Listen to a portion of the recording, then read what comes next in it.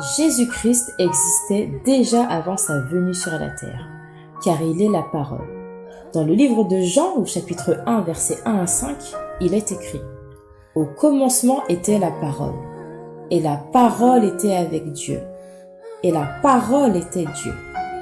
Elle était au commencement avec Dieu. Toutes choses ont été faites par elle, et rien n'a été fait sans elle. En elle était la vie, et la vie était la lumière des hommes. La lumière luit dans les ténèbres, et les ténèbres ne l'ont point reçue. Dieu est 3 fois saint. Il est un seul Dieu unique, manifesté en le Père, le Fils et le Saint-Esprit. Cela est impossible à comprendre en raisonnant avec notre intelligence et logique humaine d'1+1 = 2. Car Dieu est Dieu, et son intelligence dépasse tout entendement. Pour pouvoir saisir cela, il faut venir vers lui en esprit, et non avec notre capacité humaine et donc limitée. Et nous avons tous un esprit en nous. Qui n'a jamais rêvé, et pourtant les rêves ne sont pas en chair, ni les pensées. Dieu ne souhaite pas que tu rentres dans une religion, mais que tu aies une relation personnelle avec lui. Comment pouvons-nous en vouloir à Dieu de ressembler à un homme, alors que c'est nous qui lui ressemblons? Car Dieu a dit « Faisons l'homme à notre image ». Dans le livre de la Genèse au chapitre 1 verset 26, il est écrit « Puis Dieu dit « Faisons l'homme à notre image, selon notre ressemblance, et qu'il domine sur les poissons de la mer, sur les oiseaux du ciel, sur le bétail, sur toute la terre et sur tous les reptiles qui rampent sur la terre. » Dieu a façonné un homme en chair humaine, comme toi et moi, et il s'est manifesté en lui. Voici pourquoi Jésus, qui est cet homme, est Dieu. D'où la manifestation de la chair humaine qui souffre lorsque Jésus sur la croix dit « Mon Dieu, pourquoi m'as-tu abandonné ?» Et d'où sa mise en garde auprès de Marie de Magdala lorsqu'elle le retrouve près du tombeau 3 jours après sa résurrection, comme il avait été annoncé dans les prophéties, et qui lui dit de ne pas le toucher, car il n'est pas encore remonté au Père. Il n'est plus en chair comme un homme sortant du ventre de sa mère. Il existe 2 royaumes, le royaume des cieux et le royaume des ténèbres. Et il existe des lois pour l'homme. Et l'une d'entre elles est que le salaire du péché, c'est la mort. Le péché qu'a fait Adam et Ève en désobéissant à Dieu a fait en sorte qu'ils se livrent eux-mêmes à Satan qui, lui, a désormais des droits sur leur vie, car Adam et Ève lui ont ouvert des portes en l'écoutant lui plutôt que Dieu. C'est-à-dire qu'à partir du moment où Adam et Ève ont péché, la mort a été inscrite dans leur ADN, et donc dans l'ADN de l'humanité, étant donné que ce sont nos premiers parents. Ce qui fait que nous sommes tous condamnés à mourir. Voici pourquoi la mort est une fatalité sur la terre. Afin d'annuler ce droit que Satan a sur les hommes, ce qui explique tout ce malheur sur la terre, Dieu a envoyé sur la terre, en chair, Jésus qu'il prénomme son Fils, tout comme son esprit qu'il prénomme le Saint-Esprit, afin que toute personne qui croira en lui ne meure pas, mais qu'il vive avec lui éternellement, même après cette mort que nous subissons sur cette terre. Autrefois, il fallait faire des sacrifices d'animaux afin d'être lavés de nos péchés, car selon la loi divine, par le sang la condamnation prend effet, et par le sang elle est aussi annulée. Le péché de l'homme étant de plus en plus alarmant sans aucune repentance de leur part, le sang des animaux n'aurait pas suffi à recouvrir toutes les abominations des hommes. Mais Dieu, ne voulant pas nous laisser mourir malgré nos fautes, décida par amour d'envoyer Jésus-Christ comme l'agneau à immoler sur la croix, afin que son sang versé pour nous puisse annuler les droits que Satan a sur nous, puisque son sang recouvre tous les péchés de tout homme étant et venant sur la terre. Lorsqu'Adam et Ève ont péché, leurs yeux se sont ouverts, et ils se sont aperçus qu'ils étaient nus et ont eu honte. Ils se sont alors vêtus de feuilles de figuier, mais lorsque Dieu a vu cela, il s'est mis en colère comme un père, et les a interdit l'accès au jardin d'Éden, afin qu'ils ne désobéissent à nouveau, et qui plus est dans ce lieu particulièrement spécial. Afin de ne pas les laisser dans leur honte, Dieu les a habillés de peaux d'animaux. Le sang a alors été versé afin de couvrir leurs fautes suite à leurs péchés. Voici pourquoi Jésus-Christ est venu pour mourir sur la croix afin de se livrer en tant qu'agneau en sacrifice. Et il fallait que son sang coule afin que la loi divine s'accomplisse.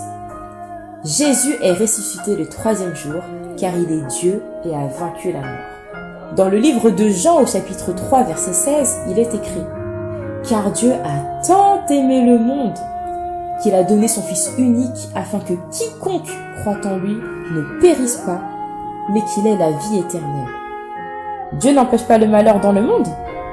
Il nous aime tellement qu'il ne nous a pas créés comme des robots pour que nous fassions sa volonté afin que tout aille bien pour nous comme cela. Où est l'amour dans le fait de contrôler quelqu'un comme une marionnette? Voici pourquoi, au contraire, il nous laisse le libre arbitre, donc de lui obéir ou alors de faire à notre façon. Il n'existe que le bien et le mal. Faire autrement que Dieu finira forcément par nous conduire vers le mal, même lorsque cela paraît le contraire. On s'attend souvent à voir de gros pièges placés par Satan et se dire que l'on va décider en toute connaissance de cause de faire le bien ou le mal. Or, celui-ci est rusé. Il est le père du mensonge, la ruse incarnée. Aucun humain ne peut déjouer ses plans sans l'aide de Dieu, car il est beaucoup plus fort que nous sans Dieu dans nos vies. Et celui-ci agit de manière très subtile et dissimulée pour faire tomber tous les hommes. Mais sincèrement, quelle place donnons-nous réellement à Dieu dans nos vies afin de le laisser agir à notre place? Tant qu'un seul être humain décidera de prendre le chemin de l'ennemi au lieu de celui de son Père qui est son Créateur, eh bien cet humain s'expose, lui et tous les autres, à Satan puisqu'il ouvre des portes. Voici comment le malheur, la souffrance, la douleur et la mort s'abattent sur les hommes. Dieu a déjà vaincu le monde. Il y a plus de 2000 ans sur la croix. Alors pour ce qui nous concerne, il nous demande de résister aux tentations et cela de toutes sortes qu'elles soient. Seul Dieu est parfait. Il serait orgueilleux aux yeux de Dieu de se dire que l'on est une bonne personne qui ne fait de mal à personne autour de soi. Dieu sonde les cœurs et les reins. Et il sait ce qui s'y trouve, même les pensées les plus sombres qui ont traversé notre esprit. Car nul n'est juste, car tous ont péché.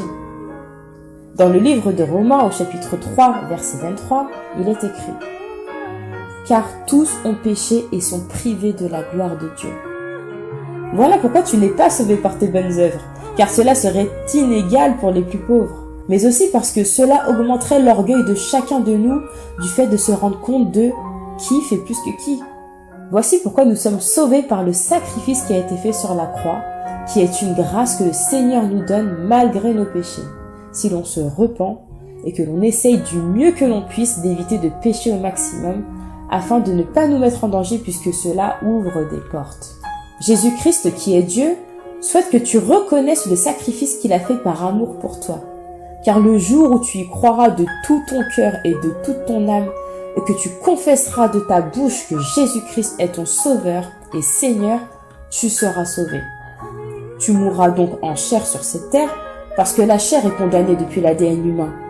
Mais tu continueras de vivre, car tu es plus qu'une chair.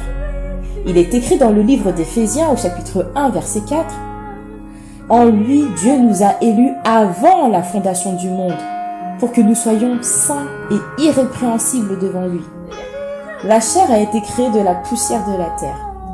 Or, ton esprit provient du souffle de vie que Dieu a fait sortir de ses narines. À toutes celles et ceux qui reçoivent Dieu dans leur vie, il leur a été donné le droit de s'appeler enfants de Dieu. Il est écrit dans le livre des Romains au chapitre 8, verset 16, « L'Esprit lui-même rend témoignage à notre esprit que nous sommes enfants de Dieu. Dieu est le roi des rois et le Seigneur des seigneurs. Il n'y en a pas plus haut gradé que lui. » Nous le voyons écrit à plusieurs reprises, mais également dans le livre de l'Apocalypse, au chapitre 19, verset 16. Il est écrit « Il avait sur son vêtement et sur sa cuisse un nom écrit « Roi des rois et Seigneur des seigneurs ». Dieu est également l'Éternel des armées, et cela est écrit à maintes reprises dans les Écritures. Et il est redoutable. Il est écrit dans le livre d'Ésaïe au chapitre 3, verset 15, « De quel droit foulez-vous mon peuple et écrasez-vous la face des pauvres, dit le Seigneur, l'Éternel des armées. Or, le Seigneur te donne une part dans son royaume, car tu as cru en lui par son sacrifice, afin de recevoir la vie éternelle en lui. Tu es alors son enfant, et donc un prince ou une princesse à qui il ne lui manque plus qu'à revêtir ses plus beaux vêtements, sa couronne et son armure, car ton Père est un guerrier, lorsque tu le laisses combattre pour toi. Dans le livre de Deutéronome au chapitre 3 au verset 22, il est écrit « Ne les craignez point, car l'Éternel votre Dieu combattra lui-même pour vous. » Nous sommes issus d'une histoire d'amour, car Dieu est amour, et la plus belle preuve d'amour qu'il ait fait pour nous, c'est qu'il ait échangé sa vie contre la nôtre. Tout avait commencé pour nous avec l'amour. Dieu nous avait créés par amour, et il nous aime tellement que malgré nos fautes, il continue de nous aimer. Dieu est plus proche que tu ne le crois. Encore une fois, quelle place lui laisses-tu dans ta vie? Tu n'es pas trop méchant, trop mauvais ou trop sale pour Dieu. Car si tu attends de changer cela, tu ne viendras jamais à lui. Car c'est lui qui adoucit, c'est lui qui change les cœurs et c'est lui qui lave. Tu trouves cela trop dur? En effet, c'est dur. Mais une fois que tu l'acceptes comme le Seigneur et Sauveur de ta vie, eh bien le Seigneur t'envoie une aide précieuse, qui est le Saint-Esprit. C'est Dieu lui-même, mais qui vient vivre en toi. Car il est écrit dans le livre d'1 Corinthiens au chapitre 6, verset 29, « Ne savez-vous pas que votre corps est le temple du Saint-Esprit qui est en vous, que vous avez reçu de Dieu et que vous ne vous appartenez pas à vous-même? Le Saint-Esprit t'orientera en toutes choses dès lors que tu lui en feras la demande. Il t'aide à faire des choses dont tu n'es pas capable de faire par tes propres forces d'homme, car les nôtres sont limitées. Il est écrit dans le livre de Luc au chapitre 11, verset 9, « Et moi, je vous dis, demandez et l'on vous donnera. Cherchez et vous trouverez. Frappez et l'on vous ouvrira. » Le Saint-Esprit est une puissance, car c'est l'Esprit de Dieu et Dieu lui-même. Peu importe ce que tu as fait de mal dans ta vie, Dieu t'aime quand même. Voici la raison aussi pour laquelle il est venu sur la terre, non pour se faire crucifier directement.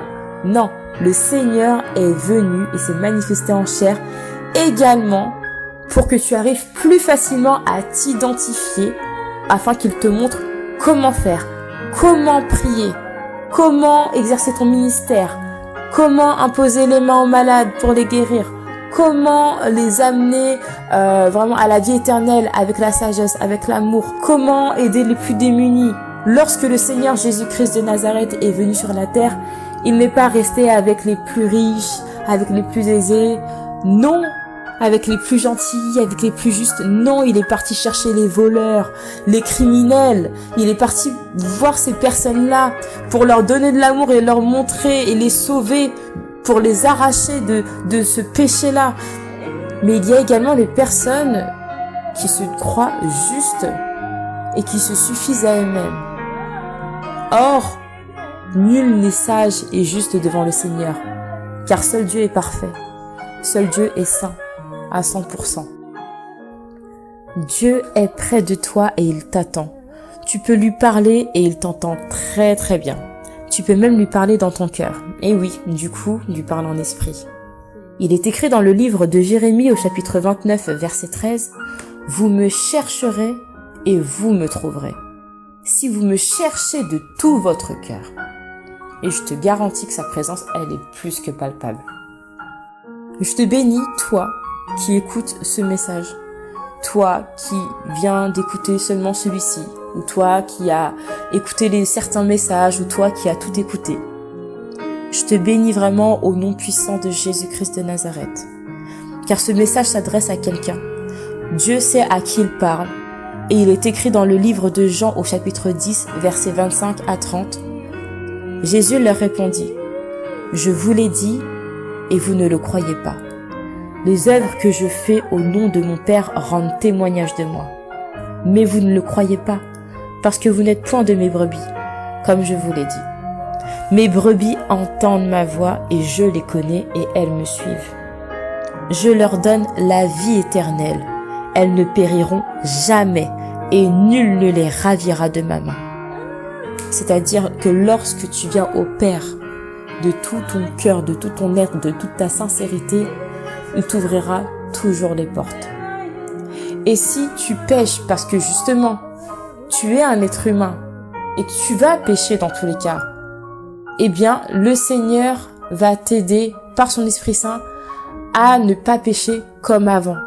Tu feras des choses vraiment moins graves parce que lorsque le Seigneur vient habiter en toi et lorsque toi aussi tu es en lui parce que vous êtes un au final, eh bien, tu auras le dégoût du péché. C'est-à-dire que tu ne feras plus les mêmes péchés et tu feras sûrement d'autres péchés également que tu faisais déjà parce que tu es un être humain. Mais si tu te repens, c'est-à-dire que si tu demandes pardon, le Seigneur va savoir si tu lui demandes sincèrement de tout ton cœur, de tout ton être. Et il va te pardonner tes péchés.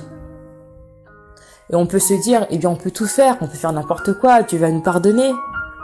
Non, si tu aimes Dieu et que tu le suis, tu ne peux pas faire des abominations à côté. Ce n'est pas possible. C'est-à-dire que tu n'aimes pas Dieu à un point et tu ne le suis pas en fait à ce point-là, au point où tu es vraiment avec lui, ancré en lui. Tu ne peux pas faire des choses abominables tout en étant avec le Seigneur parce que tu es censé être dégoûté de ces choses-là. Tu es censé, même si ça peut t'arriver, tu es censé être dégoûté de mentir, être dégoûté de faire du mal à une personne. C'est censé te dégoûter. Même lorsque tu pèches en fait, t'es censé être dégoûté, t'es censé te dire mais non, c'est pas bon. Tu as plus en fait cette conscience qui vient et qui te dit non, c'est pas bon, je vais demander pardon. Non, c'est pas bon, je vais pas recommencer ça, c'est sûr. Je me mets des limites vraiment. Mais l'Esprit Saint va t'aider parce que si tu fais ça tout seul, tu n'y arriveras jamais. Personne va t'épauler. L'être humain est faillible. On peut t'épauler, mais sur la durée, ça va être compliqué. C'est pour ça que l'Esprit Saint, il est toujours en toi. Et lorsque tu crois que tu es seul, en fait, tu n'es pas seul. Repose-toi sur lui, justement. Il est écrit, « Mon Père qui me les a donnés est plus grand que tous, et personne ne peut les ravir de la main de mon Père. Moi et mon Père, nous sommes un. » Soyez bénis. Amen.